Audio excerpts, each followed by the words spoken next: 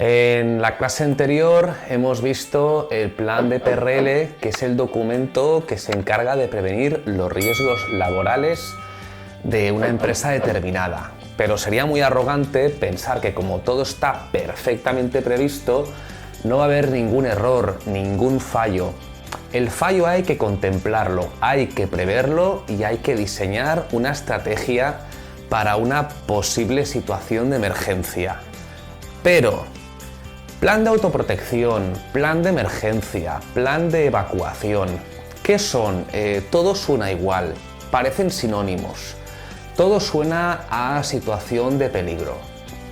Vamos a empezar pues dejando bien claro cuáles son las diferencias entre estos tres documentos que tanto se parecen. Bien, el plan de emergencia es obligatorio siempre para cualquier empresa, salvo que la empresa no tenga contratado ningún trabajador, la empresa no subcontrate a nadie, a ningún profesional que venga a hacer determinados trabajos, como por ejemplo limpieza o mantenimiento. Tampoco que acuda a la empresa ningún cliente, porque la ley de PRL es clara. El plan de emergencia también afecta a personas ajenas a la empresa. Por tanto, puede salvarse cualquier empresario de tener plan de emergencia si no acude ningún cliente, no subcontrata a nadie y no tiene a ningún trabajador contratado.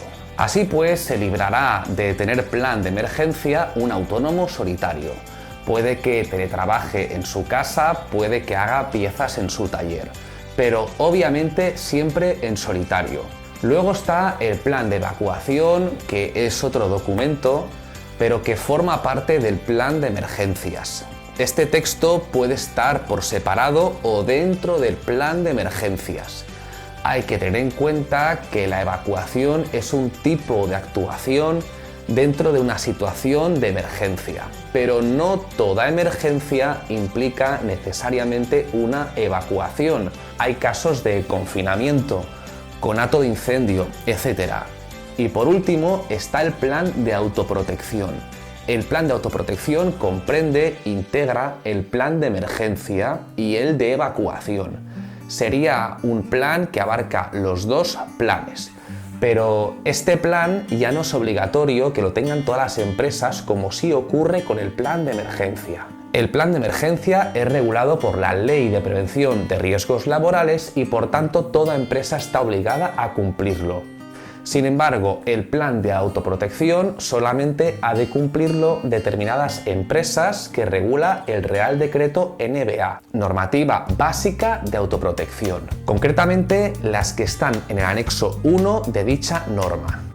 Todas estas actividades que salen aquí son las que la lista obliga a tener plan de autoprotección. Entonces, una empresa que se ve obligada a elaborar un plan de autoprotección es porque su actividad está dentro del anexo 1 del RD del NBA. También ha de elaborar un plan de emergencia, porque este es obligatorio siempre. Lo que el plan de emergencia será un capítulo que estará dentro del plan de autoprotección, concretamente el capítulo 6. Capítulo que a su vez integrará el plan de evacuación. En resumen, ¿tu empresa está dentro del anexo 1 de la normativa básica de autoprotección? Plan de autoprotección, de emergencia y de evacuación. ¿Tu empresa no está dentro del anexo 1 del NBA? Pues solamente plan de emergencia y de evacuación. Dicho esto, vamos a explicar un poco uno por uno. Empecemos por el plan de emergencia, que es el que toda empresa está obligada a tener. Toda empresa está obligada a tener un plan de emergencia. Este ha de tener en cuenta la actividad de la empresa,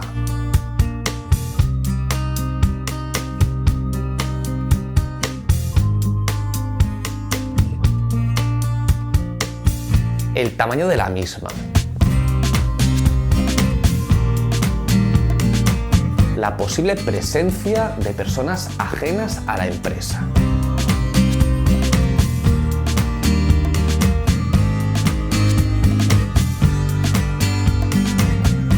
deberá analizar las posibles situaciones de emergencia, Adoptar las medidas necesarias en primeros auxilios.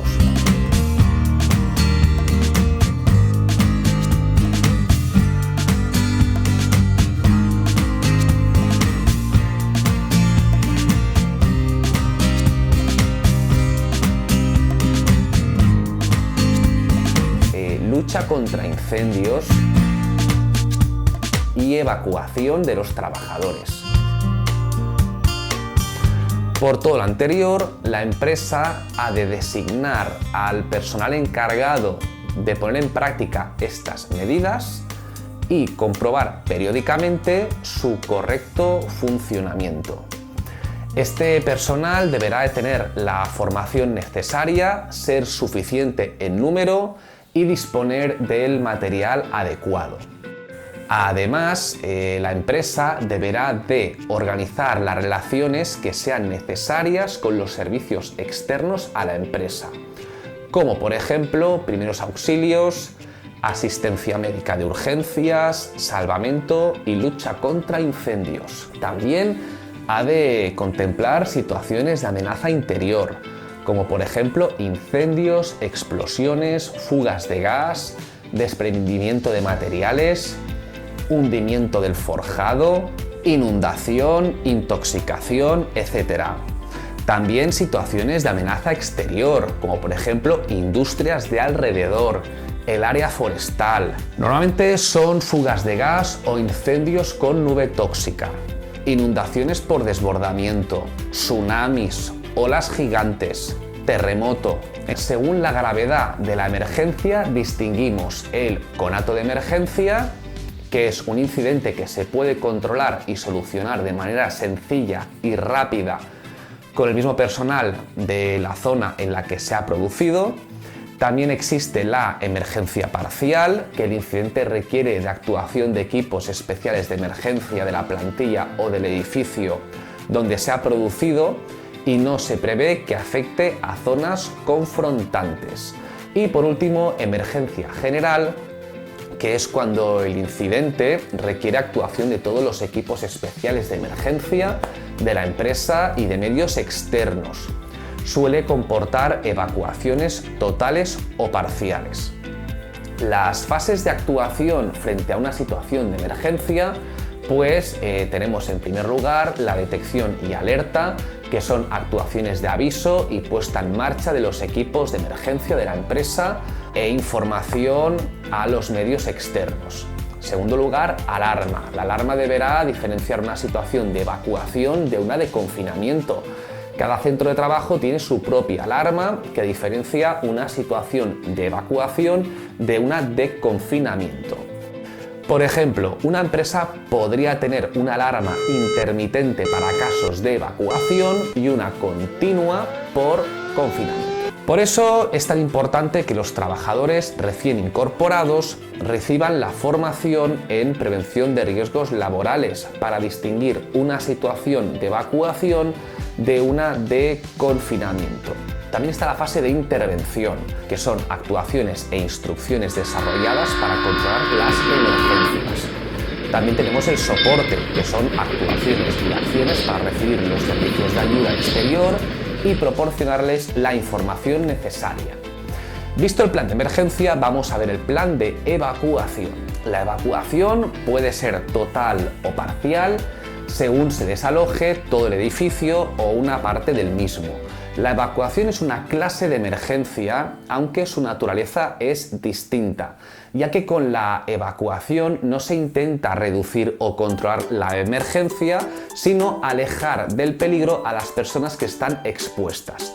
Así pues, la evacuación, más que una emergencia, es una consecuencia o medida a tomar ante una emergencia. La evacuación también tiene sus principios, que son el orden, la rapidez, el control, la eficacia, y también tiene unos factores a tener en cuenta, como la superficie a desalojar, el número de gente a desalojar, las características de las vías de evacuación y las salidas de recinto o exteriores.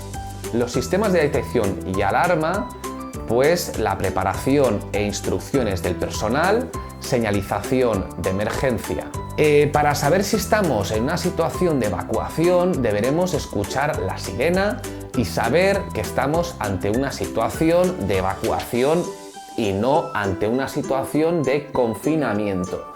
Un incendio suele ser el motivo más común que provoca una situación de evacuación. Si estamos en esta situación, en primer lugar, deberemos tocar la puerta del departamento en el que estemos, y si está muy caliente, significa que el fuego está cerca y no debemos salir. Entonces lo que haremos es mojar una toalla y colocarla debajo de la puerta para que no entre el humo. Si hay una ventana y la altura es moderada y nos vemos capaces de saltar por nuestras aptitudes físicas, pues saltaremos. Si la altura es más considerable, solamente lo haremos si hay un equipo de salvamento debajo, fuera, y nos dice que lo hagamos. Si no, esperaremos dentro hasta que nos vengan a rescatar. Por el contrario, si la puerta no está caliente, antes de salir de forma alocada, consultaremos el plano de evacuación que marca el recorrido que debemos de hacer hasta la salida exterior. Nos dice dónde estamos en ese mismo momento. En él encontraremos la simbología, que son varias ilustraciones que nos informan, entre otras cosas, pues del sentido de la marcha, la presencia de equipos de extinción, etc. Ya sabemos que en esos momentos hay mucho pánico, pero es mejor pararse 5 segundos y poder salir adecuadamente que no ir muy rápido hacia ningún lado. Si hay presencia de humo en los pasillos, deberemos andar agachados a una altura inferior a 1,5 metros, pues el aire frío se mantiene debajo y podremos respirar mejor, porque hay más concentración de oxígeno en el aire frío que en el caliente. Y si nos ponemos una toalla húmeda que tape nariz y boca, pues mejor que mejor. Si mientras andamos nos encontramos con un ascensor, nunca hay que usarlo, porque si el fuego está debajo, el hueco del ascensor hará de efecto chimenea y moriremos asfixiados o quemados. Ya no te digo si el ascensor se para y no podemos salir. Por tanto, deberemos bajar por las escaleras. Hay algunos edificios que la normativa exige que tengan escaleras exteriores, por ejemplo, hospitales, escuelas, hoteles o cines, siempre y cuando puedan concurrir en su interior 50 personas o más. Obviamente hay otro tipo de empresas que todo y que no estén obligadas a tener escalera exterior, deciden colocar una para mejorar una hipotética situación de evacuación. Pero bueno, si el edificio de la empresa para la cual trabajamos dispone de escalera exterior de emergencias, pues usaremos esta para salir. Si el edificio en el que nos encontramos no dispone de escalera exterior y debemos bajar por el interior de la escalera, es muy importante que ésta tenga iluminación de seguridad para poder ver bien los escalones en caso de que la luz se apague. De hecho, esta iluminación también debe estar presente en puertas de salida de emergencia y pasillos. Cuando se bajan las escaleras, es un error hacerlo por el lado de la barandilla, pues por el hueco de la estructura sube el humo y puede inhalarse. Mejor bajar por el lado opuesto, que es el de la pared. De este modo nos mantendremos más alejados del humo. En caso de que haya una persona con movilidad reducida que en condiciones normales sube y baja por el ascensor o el montacargas, pero que obviamente en este caso no lo puede usar por razones que acabo de explicar, es muy importante que no baje las escaleras con su propia silla, sino que ha de utilizar la silla de evacuación, que es una silla especial. Esto permitirá una mejor maniobrabilidad para la persona que la lleva, y es imprescindible que todo el personal de la empresa conozca la ubicación exacta de la silla. Bien, llega el momento en el que nos acercamos a una puerta de salida de emergencia. Es imprescindible que las puertas se abran hacia afuera, nunca hacia adentro, pues en caso de apelotonamiento, estas quedarían bloqueadas por la presión que ejercen las personas sobre ellas y se acabaría quemando todo el mundo. Por tanto, las puertas de emergencia han de abrirse siempre hacia afuera, hacia el sentido de la marcha, garantizando así una evacuación rápida y fluida. Otro factor clave es que no haya objetos que puedan obstruir las puertas de salida de emergencia. El desorden puede provocar que las personas no puedan salir y se acaben quemando o asfixiando. Finalmente, todo el mundo debe concentrarse en el punto de encuentro para verificar que esté todo el mundo sano y salvo. Si alguien encuentra faltar a un compañero de trabajo o si una persona ajena a la organización de la empresa encuentra faltar a su pareja, amigo o familiar, deberá de comunicarlo al equipo de salvamento. Todas las empresas deberán de hacer una vez al año como mínimo un simulacro de evacuación. Luego hay otro tipo de emergencia, que es por confinamiento, que no procede en este apartado porque es el de evacuación, pero es bueno que tú, oyente, sepas en qué consiste. En el confinamiento la sirena será distinta a la de una situación de evacuación. Por ejemplo, esto lo hemos explicado antes, si en evacuación tiene un sonido interrumpido, en confinamiento puede ser continuo. Esto significa que debemos de cerrar todas las ventanas porque hay un peligro exterior. También hay ocasiones en las cuales puede haber un confinamiento previo y luego una evacuación. Es el caso de un seísmo en el que sonaría previamente la alarma interrumpida de confinamiento y luego, cuando el responsable de alarma lo estime oportuno, sonará la alarma de evacuación, que es interrumpida. Vamos con el último plan, que es el plan de autoprotección, y repetir que no todas las empresas están obligadas a tener un plan de autoprotección, solamente las empresas cuya actividad se considere de riesgo, y este tipo de actividades están recogidas en el anexo 1 del Real Decreto 393/2007 NBA, normativa básica de autoprotección. El plan solamente puede ser elaborado por un técnico competente. Cada comunidad autónoma establece los requisitos para la formación y experiencia de dicho técnico, que suelen ser arquitectos, arquitectos técnicos o ingenieros. Es importante que el plan quede firmado por el técnico que lo ha redactado y por el responsable de la empresa. Finalmente, el plan de autoprotección debe registrarse en la comunidad autónoma correspondiente, a diferencia del plan de emergencia, que no precisa ningún registro. Hemos dicho anteriormente que tiene 9 capítulos y 4 anexos, de los cuales el plan de emergencia ocupará el capítulo 6.